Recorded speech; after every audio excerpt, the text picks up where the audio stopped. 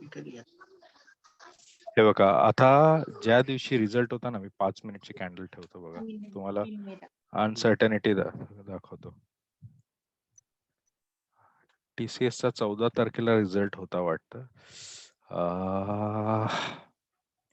Stock result 3 मेला कोणाचा होता TCS चा?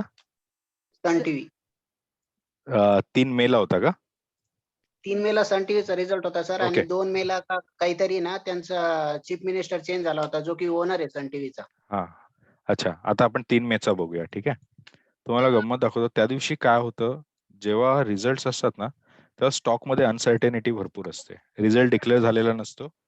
आणि हा, फर्स्ट डे वॉज 3 मे ना, हा मंडे. हा बघा, इथे कसं होतं माहितीये, इथे ही अनसर्टॅनिटी भरपूर येते. म्हणून ज्या दिवशी रिझल्ट जोपर्यंत डिक्लेअर होत नाही ना, तोपर्यंत थांबायचं असतं. रिझल्ट डिक्लेअर झाल्यावर मग तुम्ही ट्रान्झॅक्शन करा. आता ह्या रिझल्टला, समजा मी एक ट्रेडर आहे, मी बघणार पण नाही काय रिझल्ट येतो काय नाही. मी हे कॅन्डल्स बघून माझे ट्रान्झॅक्शन करणार. आता मी काय बघणार, हा बघा, इथे इथे हा जो आता समजा मी 3 मे राईट, समजा मी 2 मेच्या रात्री ह्याचा स्टडी करतोय. मी उद्याचं प्लॅनिंग करतो माझ्या ट्रेंडचं. मी या स्टॉकवर आलो, मी बघितलं, अरे हा हा इथे आलाय, इथे आलाय, अजून अप ट्रेंडला आहे.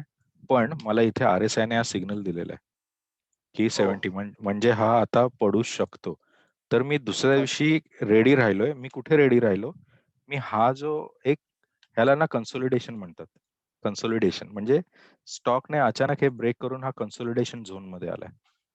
हा जेव्हा कन्सोलिडेशन झोन ब्रेक होईल, हा, तेव्हा मी स्टॉक सेल करणार. किंवा हा जर कन्सोलिडेशन वर ब्रेक झाला तर मग मी बाय करणार. आणि इथे मी बघितलं, हा जसा ह्याच्या खाली गेला ना, मी लगेच सेल ऍक्टिव्हेट करणार. आणि माझी स्टॉप लॉस असणार ह्याच्या थोडी वर, म्हणजे माझा लॉस कंट्रोल मध्ये. आणि सेल केल्यामुळे, आणि बघा आता समजा मी इथे सेल केला असता 24 पॉईंट, इंट्राडे मध्ये 24 पॉईंट, म्हणजे विचार करा. आता समजा मी हा इंट्राडे साठी बाय केला असता, ठीक आहे. तुम्हाला हे पण दाखवतो, हे मी नंतर सांगेन कसं असतं काय असतं ते. आपलं इंट्राडे मध्ये समजा मी 1000 शेअर्स घेतले, तर मला किती लागली असती अमाऊंट?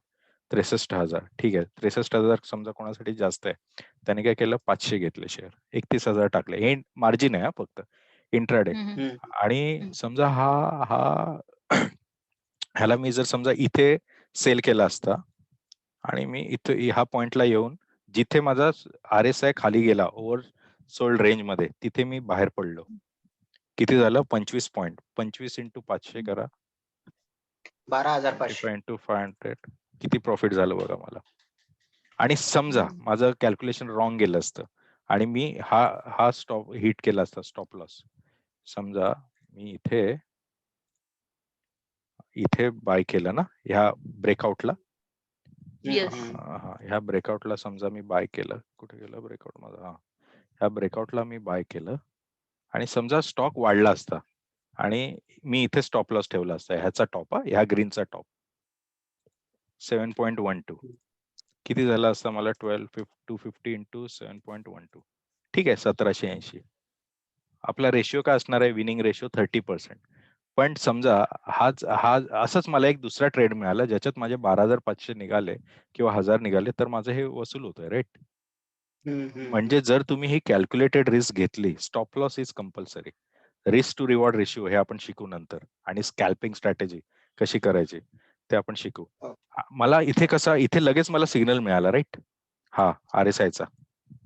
RSI मला काय सांगतोय, चल तो तुझा आता ओव्हर सेल संपत आलाय तुझा, आता बायर्स ऍक्टिव्हेट होतील. आणि इथे बायर्स लगेच ऍक्टिव्हेट झाले.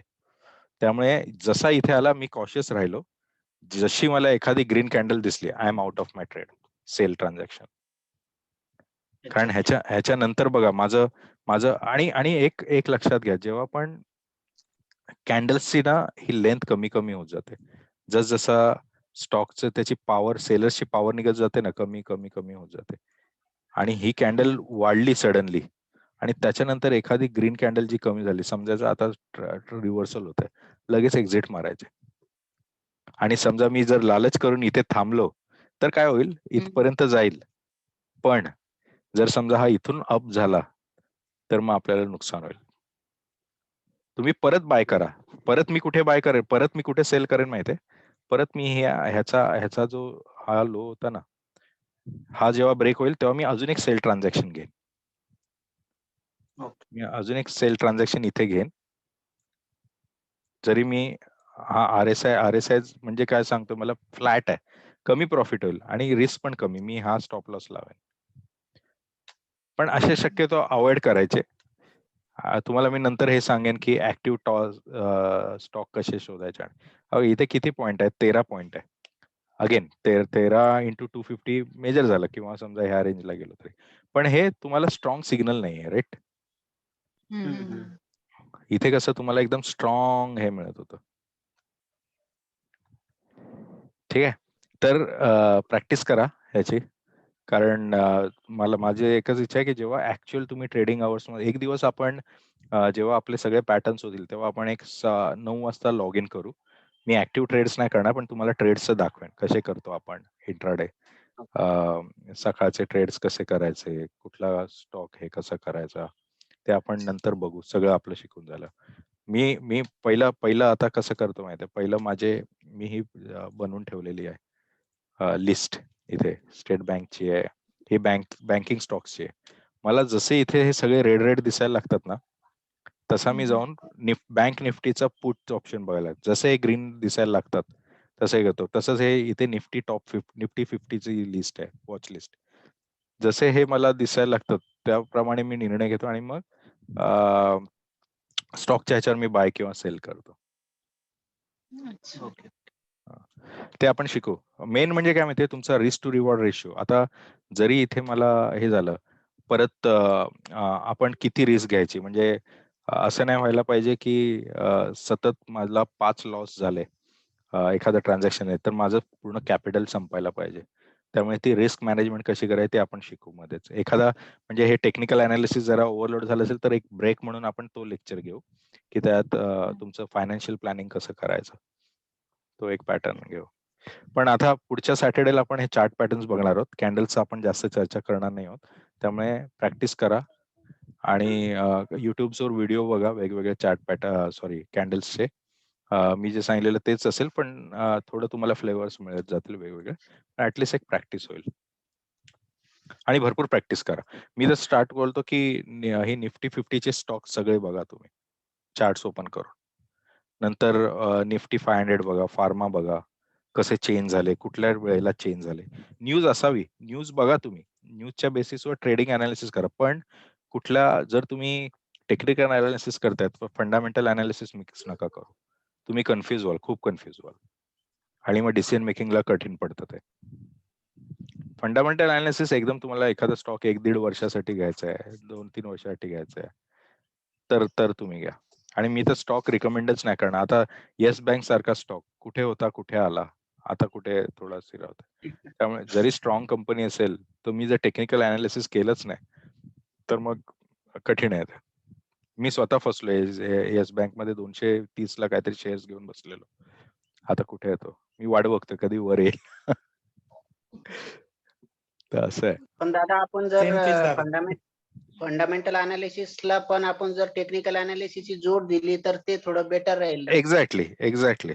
पण म्हणजे म्हणजे माझा असा अँगल आहे की जर कधी जरी तो डाऊन जरी झाला तर आपण ऍव्हरेज आउट करून ऍटलीस्ट तो जर फंडामेंटली स्ट्रॉंग असेल तर नाही आपण नाही नाही नाही त्यावेळेस ऍव्हरेज आउट ना ही खूप प्रॅक्टिस चुकीची आहे. का सांगतो तुम्हाला. आता एखादा स्ट्रॉंग शेअर घेऊया आपण फंडामेंटल मध्ये. डीमार्ट घेऊया, डीमार्ट सुपर अवेन्यू. हा स्ट्रॉंग शेअर आहे, माझा आवडता शेअर आहे. याने मला ऑलमोस्ट 140% रिटर्न दिलेत आतापर्यंत. ह्याचं कसं आहे माहितीये, हा फंडामेंटली स्ट्रॉंग शेअर आहे. ठीक आहे. आता तुम्ही म्हणताय ऍव्हरेज आउट करणार. ऍव्हरेज आउट कशाला करता तुम्ही? आता समजा तुम्ही 1 मिनिट, 1 आवर नको, मी 15 मिनिट्स घेतो, जरा त्यात चार्ट जरा व्यवस्थित येईल. दुसरा कुठला स्टॉक घेऊया, थांबा, एसबीआय घेऊया. एसबीआय हो का. आता तुम्ही समजा इथे बाय केलेलं आहे समजा, तुम्ही म्हणताय की मी जर खाली गेला तरला काय करेन, ऍव्हरेज आउट करेन. तुम्ही काय म्हणाल, चल खाली आला ना, इथे तुम्ही अजून 100 घेतलेत.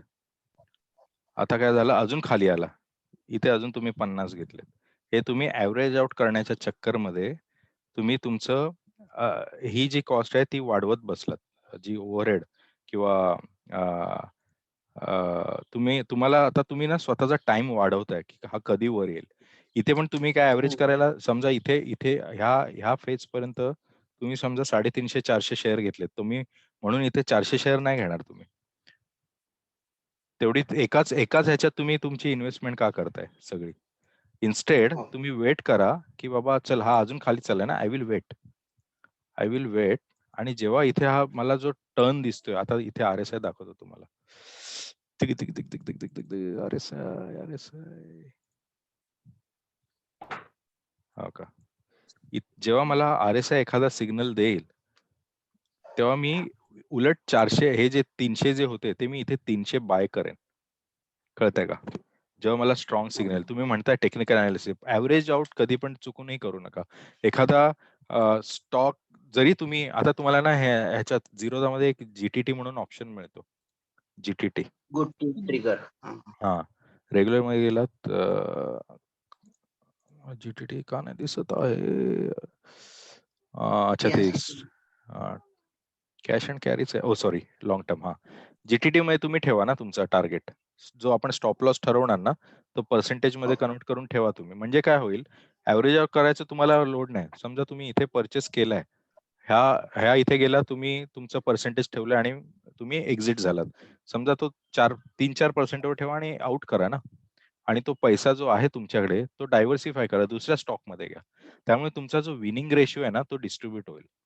एका स्टॉकवर समजा रिस्क घेऊन मग तुमचं कसं, तुम्ही हेवी रिस्क होणार एका स्टॉकवर. तुम्ही बघा मार्केटमध्ये 8 ते 10 असे स्टॉक्स आहेत जे स्ट्रॉंग आहेत, त्याच्यात डिस्ट्रीब्युट करा. एका स्टॉकवर राहू नका. सगळे स्टॉक MRF नसतात की जे एवढे वर जातील. कळतंय का? आणि ते जे बोलतात ना ते मला पटतच नाही. कोण म्हणतात ना, जर तुम्ही हा 10 वर्षापूर्वी टीव्हीवर येतात ते झी मराठीवर, 10 वर्षापूर्वी जर तुम्ही हा शेअर घेतला असता तर तो आता असता. ते जर तर मी विश्वास ठेवत नाही. ह्याचा मेन काय, तुम्ही टेक्निकल अनालिसिस मध्ये घेतला, तुम्हाला एक डिझायर्ड प्रॉफिट आलं, एक्झिट मारा. आणि तेच प्रॉफिट तुम्ही रिव्हॉल्व करायचंय मार्केटमध्ये. तुमची एकदम मुद्दल आली ना, तुम्ही निघून जा. मुद्दल समजा मी कसं करतो, समजा आता स्टार्ट केली मी 25,000 ने ट्रेडिंग मध्ये. तुम्ही 25,000 जर आले माझे, समजा 50,000 प्रॉफिट गेलं, मी 25,000 घेऊन म्युच्युअल फंड मध्ये टाकतो. आणि हे जे 25,000 आहेत त्याच्यावर मी ना म्हणजे बिंदास रिस्क घेऊ शकतो. मला काही ऑब्लिगेशन नाहीये, कारण माझी मुद्दल ऑलरेडी मी साईडला केलेली आहे. आणि तिला मला 60 जे म्युच्युअल फंडचा जो माझा पोर्टफोलिओ आहे त्यात मला आरामात 12% ते 11% मिळतंय. Means that is safe. मला बँकेपेक्षा जास्त मिळतंय. हा जो आहे 25,000 त्याच्यावर मी जुगार खेळू शकतो. काही म्हणजे रिस्क घेऊन मी लागू शकतो. जे जरी गेले तरी मला काही गम नाहीये. त्यामुळे तुम्ही स्टॉप लॉस ठेवा, रिस्क कॅटेगराईज करा आणि ह्याच्यातून तुम्ही 4% लाच बाहेर पडा. इन्स्टेड एवढी वाट बघायची गरजच काय? आणि आता जर तुम्ही ट्रेडिंग अनालिसिस कराल तर तुम्ही बोलाल की हा ऑलरेडी अप ट्रेंड आहे, मी वेट करेन जेव्हा हा खाली पडेल तेव्हा. आणि ते पैसे तोपर्यंत जो स्टॉक ह्या लेवलला आलाय त्याला बाय करा ना तुम्ही. कोणीतरी चॅटवर क्वेश्चन. दादा लॉंग टर्म साठी पण आपण हे करू शकतो का, म्हणजे स्टॉप लॉस लावू शकतो का लॉंग टर्मच्या शेअर हा साठी? हा GTT जे आहे ना, GTT. आता मी कसं हो, हो. मी माझी एक्सेल बनवून ठेवली.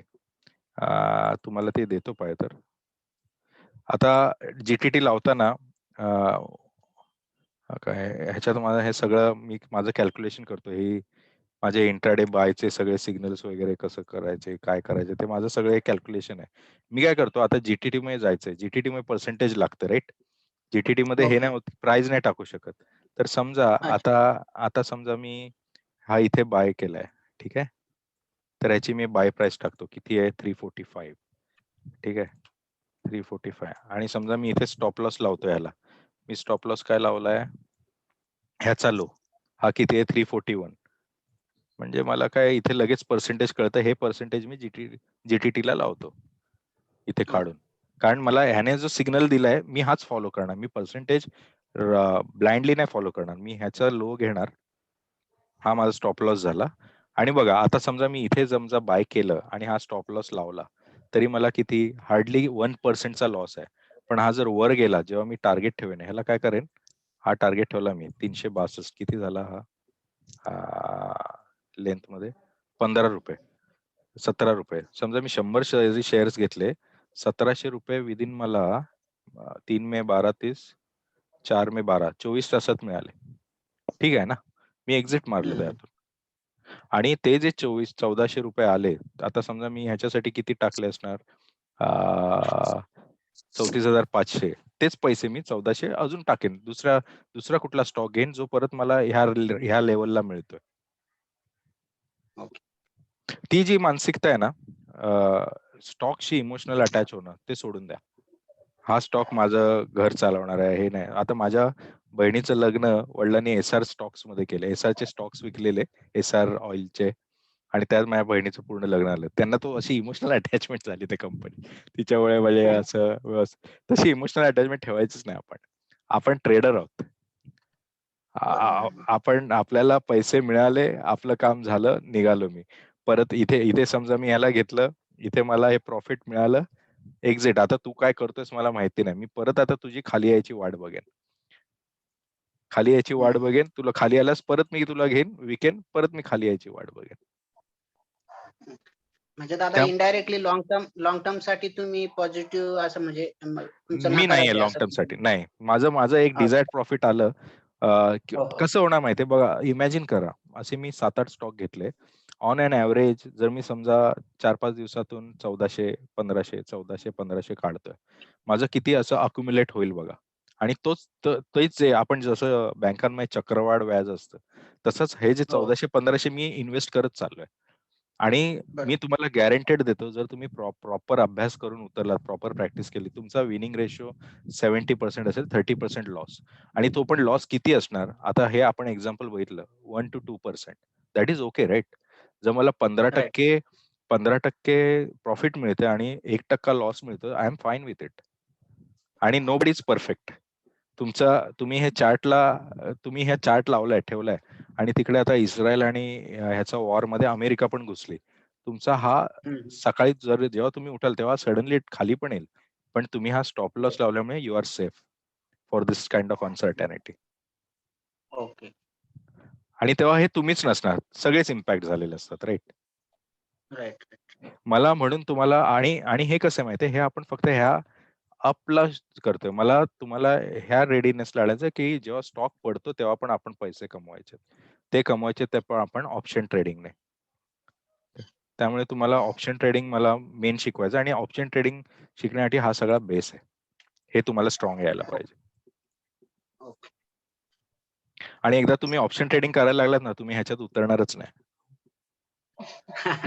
तुमचे ते बघतो ना आम्ही स्क्रीनशॉट. हा, थँक्यू दादा. हा.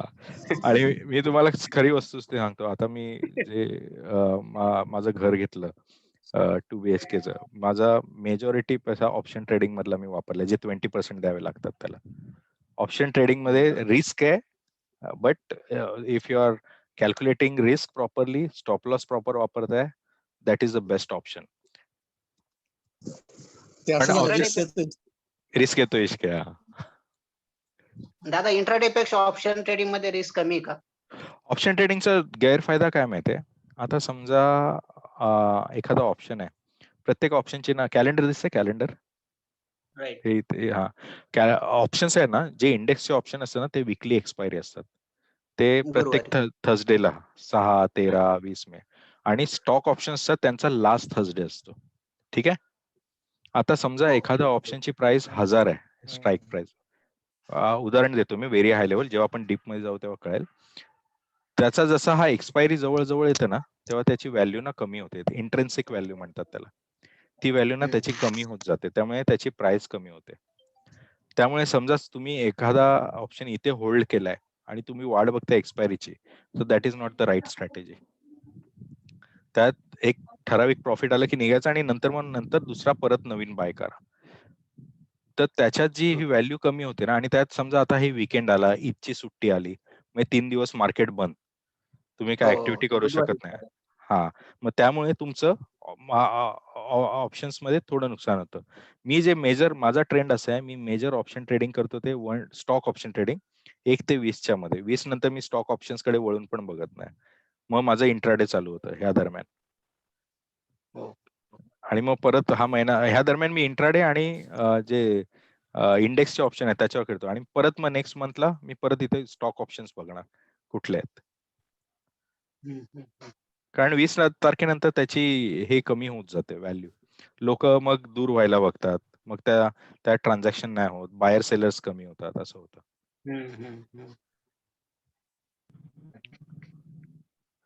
तर एकच मंत्र, प्रॅक्टिस भरपूर पाहिजे. हे स्टॉक्स ओपन करून बघत जा, फक्त ट्रेंड लाईन्स ड्रॉ करायला शिका. युट्यूबचे व्हिडिओ बघा पाहिजे तर, how to draw trend lines. Trend लाईन्सला बघा किती वेळा टच होतं, तुम्हाला ना मग एक कॉन्फिडन्स येईल. आणि आता उद्यापासून पहिलं एक काम करा, असे एखादे स्टॉक बघा, एक वही बनवा तुमची आणि त्या स्टॉकचं नाव लिहा आणि प्राइस लिहा. आणि मग तुम्ही का त्याला मार्क केलंय बाय साठी ते रिझन लिहा. तुम्ही एक म्हणजे कसं रिझन लिहा की बाबा RSI above 70, stock is near support line, किंवा सेल करत असेल तर रेजिस्टन्स लाईन, आणि कुठलं पॅटर्न करतोय बाबा. इथे बघा, आता हा बुलिश एंगल्फिंग आहे, बुलिश एंगल्फिंग पॅटर्न. त्याने ना तुमचा कॉन्फिडन्स वाढेल, तुमची डिसिजन मेकिंग येईल की बाबा मी जे अनालिसिस करतोय ते किती सक्सेस रेट आहे. आणि ना प्रत्येक ह्याच्यावर सक्सेस झालं तर एक फुल्ली मारा, टिक मारा, फेल झालं तर एक्स मारा, आणि तुमचा रेशिओ बघा, विनिंग रेशिओ तुमचा काय आहे. ओके. तो विनिंग रेशिओ तुमचा जेव्हा 60-70 आला ना, की मग उतरा मार्केटमध्ये. इन्फीचं अनालिसिस बघूया आपण. आता समजा मला इन्फोसिस बघायचं आहे, आपण लॉंग टर्म साठी बघूया. पहिलं मी काय करणार, 1 डेचं घेतला, हे सगळं डिलीट मारूया आपण. 1 डे, सॉरी, कोणीतरी इन्फी बघायला सांगितलंय, इन्फी बघूया आपण. आता इन्फी बघूया आपण. इन्फीची पहिली मी काय करणार माहितीये, ट्रेंड लाईन ड्रॉ करणार. थांबा, आपण ना व्हाईट स्केल मध्ये जाऊया, जरा क्लिअर दिसेल. मी ते ब्लॅक का घेतलं, माझं जास्त मी अनालिसिस माझं ऑफिस संपल्यावर करतो मी, आणि ते रात्री होतं. रात्री ना हा ब्राईट कलर एकदम त्रास देतो, म्हणून मी ते सेट केलंय प्रोफाईल डार्क. हा, आता हा झाला. आता मला ट्रेंड लाईन ड्रॉ करायची. पहिली मी काय करतोय बघा, डेवर ट्रेंड लाईन ड्रॉ करतोय. मी ब्लाइंडली अनालिसिसला गेलो नाही स्टॉकच्या, मी पहिली ट्रेंड लाईन ड्रॉ करतोय. तिकडे बघूच नका, इकडे बघूच नका, इकडे बघा. ट्रेंड लाईन बघा कुठे इफेक्ट करते. ह्या ट्रेंड लाईन नंतर आता हा स्टॉक कुठे आलाय बघा, हे झालंय. ही मेन ट्रेंड लाईन ड्रॉ केली.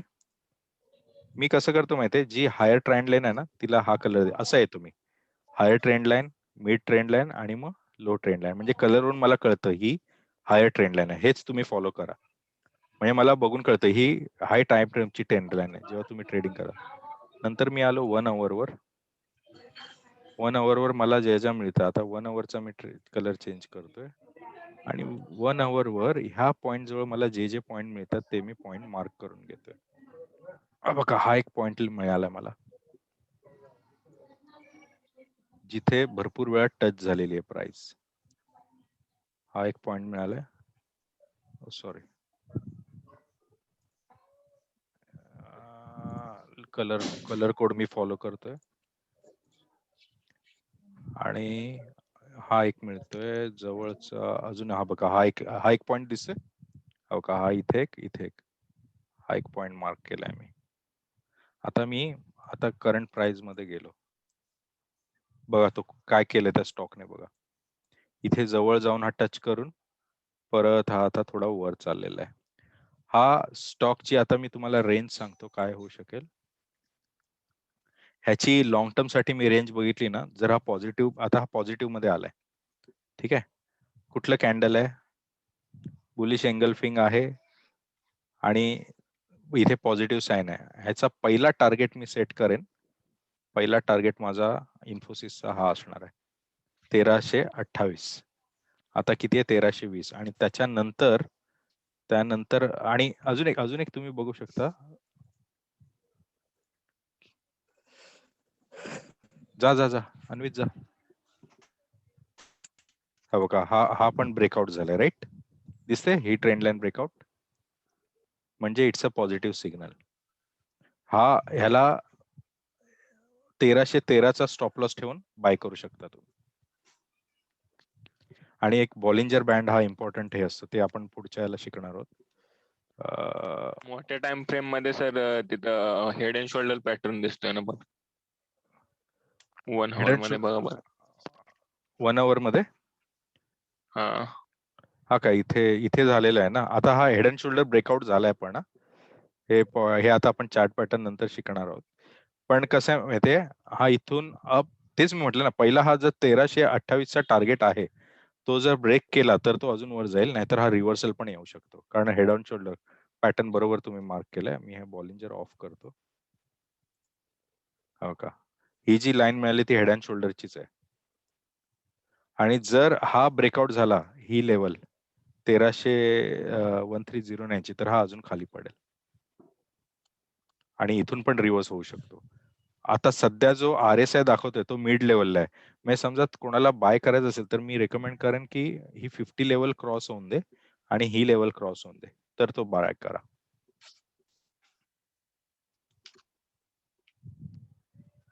आणि हा सध्या कुठे बघा, साइडवेज ट्रेंड मध्ये.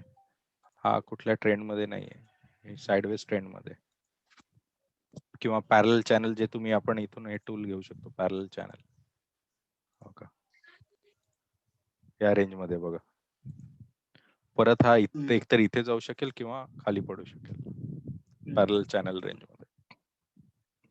रिस्क जर रिस्क टेकिंग असेल तर तो 4 रुपयाचा स्टॉप लॉस लावून परचेस करू शकता.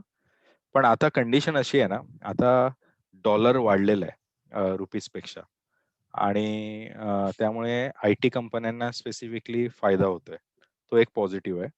पण दुसरं एक कारण तुम्ही हे लॉंग टर्म साठी बघताय, राईट? म्हणून मी फंडामेंटल आणतो इथे. जर तुम्ही इंट्राडे साठी बोलला तर मी फंडामेंटल नाही कन्सिडर करणार. तुम्ही लॉंग टर्म साठी बोलताय म्हणून. पण आणि आता हे जे इस्रायलचं वगैरे चालू आहे, ते जर झालं, कारण इन्फोसिसचे मेजर क्लायंट्स इस्रायल वगैरे, इथे इस्रायलमध्ये पण भरपूर प्रोजेक्ट्स आहेत त्यांचे, इन्फोसिसचे. परत सेक्टर रोटेशन बद्दल सांगाल का थोडं? सेक्टर रोटेशन तुम्ही त्यासाठी तुम्हाला खूप ऍक्टिव्ह राहायला पाहिजे. बातम्या म्हणा, हे म्हणा. आता हे स्टीलचे वाढले ना, स्टीलचे प्राइस वाढण्यामागे कारण जे होतं ते आता बघितलात कसे खाली पडतात ते शेअर, 4% चायनामध्ये 5%. हा, ते म्हणजे मधले आणि ह्या न्यूज आपल्या 10 मिनिटच बाकी आहे आता. आपलं जे मार्केट आहे ना, तिथे हे एवढं मॅनिप्युलेशन चालतं ना, त्यामुळे फंडामेंटल वर तुम्ही ट्रस्ट करून जाऊच नाही शकत. भरपूर मॅनिप्युलेशन, भरपूर फेक न्यूज येतात स्टॉक रिलेटेड, आणि मग स्टॉक वर जातो. मग नंतर कळतं, कंपनी बोलते अरे आम्ही तर असं कधी डिक्लेअर केलंच नाही. 2 दिवसांनी हा अंबालाल साराभाई मध्ये झालं आता हा ते म्युकस मायक्रोसिस एक्झॅक्टली ब्लॅक फंगस, त्याचा आता गोळ्यांचा त्या फार्मा कंपन्यांचं झालं. चार्ट काढा की सर, चार्ट कुठली काढा बरे अंबालाल साराभाई. आय थिंक तेच नाव असेल, चेक करून मला. अंबालाल सारा. 40 रुपये 42 ट्रेड करतोय तो. 20% अप्पर सर्किट लागलेत कालपासून. मी हे स्टॉक बघतच नाही ऑनेस्टली. हे स्टॉक एकतर तुम्हाला एकदम श्रीमंत करू शकतात किंवा एकदम दळगेद्री बनवू शकतात. मी म्हणून या स्टॉक्स मध्ये घुसतच नाही. सर्किट मध्ये चालणार स्टॉक. नाही मी हे बघतच नाही. हे हाय रिस्क आहे. इथे तुमचं सगळं कॅपिटल जाऊ शकतं. तुम्ही ठीक आहे, ट्रेंड अनालिसिस तुम्ही कराल, पण कसं आहे माहितीये, हे ट्रस्टवर्दी नाही. मी नाही बघत या स्टॉक्स मध्ये. भरपूर आपल्या ग्रुपवर पण कमेंट्स येतात की असे, पण नाही, मी त्या एंटरटेन करतच नाही. At the end of the day मला 40% रिटर्न आले ना, मी हॅप्पी आहे. मला 120% वगैरे रिटर्न नकोय. मला बँकेच्या 3 पट मिळते ना return, that is okay. Play safe. 140च्या स्पीडला जाऊन माझा ऍक्सिडेंट होण्याचे जर चान्सेस जास्त असतील, त्यापेक्षा मी 80च्या स्पीडने माझ्या ह्याला पोहोचेन ना, डेस्टिनेशनला. जास्त प्रॉफिट आता दादा आपण बोला ना. दादा आपण जसं पेपर ट्रेडिंग करतो तसं हम्म. काही वेबसाईट आपल्याला कॅपिटल्स देतात जसं मनीभाई आहे .com. आहे आहे आहे मनीबाय एक आहे, त्याच्यावर तुम्ही प्रॅक्टिस करू शकता. अजून एक साईट आहे, तिच्यावर वाटतं इंट्राडेचं होतं काय, मी बघतो. त्या माझ्याकडे एक लिंक होती कुठेतरी स्टोअर केलेली, तिची लिंक मी पाठवतो ग्रुपवर. पण ते ऑथेंटिक आहे का दादा त्याच्यावरती करणं? हा हा बिंदास. ते तर तुम्हाला काय बोलतात व्हर्च्युअल मनी देतात ना, त्याच्यावर करा. हा मी तर येस सर. हा हा. मी तर बोलेन महिन्याला 3 महिने पेपर ट्रेडिंगच करून बघा तुम्ही. पण ओके, वहीवर लिहिलं तर कसं माहितीये, म्हणजे हा. तुम्हाला स्वतः कळतं. हे कसं तुम्ही कधी निर्णय घेतलाय ते आठवत नाही तुम्हाला. तुम्ही ट्रेडिंग करून टाकता. पण हा निर्णय तुम्ही का हो. घेतलाय? तुम्ही लिहिता ना, की बाबा हे पॅटर्न होतं, ते पॅटर्न होतं. म्हणजे तुम्हाला एक अंदाज येईल आणि जेव्हा तुम्ही ट्रेड्स कराल ना पुढे फ्युचरमध्ये, तुमचा ब्रेन असा हो. एज्युकेट होतो, की हे पॅटर्न आहे घेऊन टाक. हे पॅटर्न आहे सेल करून टाक. ती सवय होण्यासाठी मी म्हणतोय, की हे हो, असं नाही. पॅटर्न्स लिहा तुम्ही. मनी बाय वगैरे करा ना तुम्ही, पण त्याला रेफरन्स म्हणून आहे. तो तुमचा एक म्हणजे माझा अभ्यास ऍक्च्युअल मार्केटमध्ये किती हे होतंय त्याच्यासाठी. आणि जेव्हा ऍक्च्युअल मार्केटमध्ये येतो ना, तेव्हा आपले इमोशन्स येतात. त्यामुळे जरी स्टॉप हा. लॉस लावलाय तुम्ही, जरी बरोबर. तुम्हाला डेडिकेटेड 20% प्रॉफिट येते, तरी तुम्हाला राहून दे ना, अजून 5% बघतो, अजून 10% बघतो. त्यामुळे ऍक्च्युअल मध्ये करणं आणि हे करणं व्हर्च्युअल. फरक आहे. ठीक आहे मित्रांनो, आता थोडाच वेळ राहिलाय या मीटिंगचा पण. अजून काय कोणाला क्वेश्चन? आज खूप टाइम दिला सर, थँक्यू. एनी टाइम आज व्हिडिओ आणि पीपीटी शेअर करा प्लीज. हा पीडीएफ शेअर करतो आम्ही आज. हो. आज थोडा एक कॉफी ब्रेक घेतो आणि मग नंतर करतो मी. दादा तुम्ही हे लेक्चर युट्यूब वर अपलोड करणार आहे का? काय युट्यूब वर लेक्चर अपलोड करणार आहे का? हो आजचे करणार आहे ना मी. काय होतं ते कन्व्हर्जन व्हायला वेळ लागतो झूमचं, मग ते अपलोड होतं.